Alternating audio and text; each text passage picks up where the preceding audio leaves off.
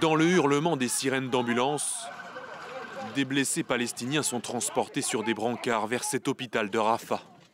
Plusieurs personnes ont été tuées dans une frappe israélienne vendredi matin, selon l'agence américaine AP. Un peu plus tôt jeudi, une colonne de fumée noire témoin des bombardements s'élevait dans le ciel de cette ville du sud de la bande de Gaza, où s'entassent 1 300 000 Palestiniens. Il y a énormément de monde ici, des patients, des blessés, des personnes âgées, des femmes et des enfants. Une fois la guerre déclenchée à Rafah, ils doivent être évacués. Mais où peuvent-ils aller ?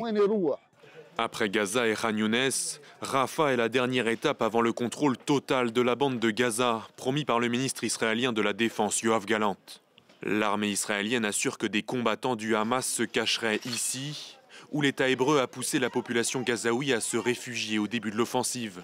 Conséquence, les États-Unis appellent Israël à la retenue. Joe Biden a même jugé l'offensive israélienne excessive depuis le 7 octobre.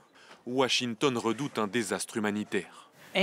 Toute opération militaire d'envergure à Rafah, en ce moment, dans ces circonstances, avec plus d'1 million, peut-être plus d'1,5 million de Palestiniens qui ont cherché refuge à Rafah, sans tenir compte de leur sécurité, serait un désastre et nous ne la soutiendrions pas.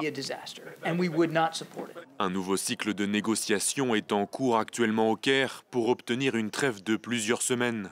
Mais les pourparlers s'annoncent très compliqués. Le Premier ministre israélien Benyamin Netanyahou a écarté tout arrêt des combats tant que les 132 otages restants ne seraient pas libérés.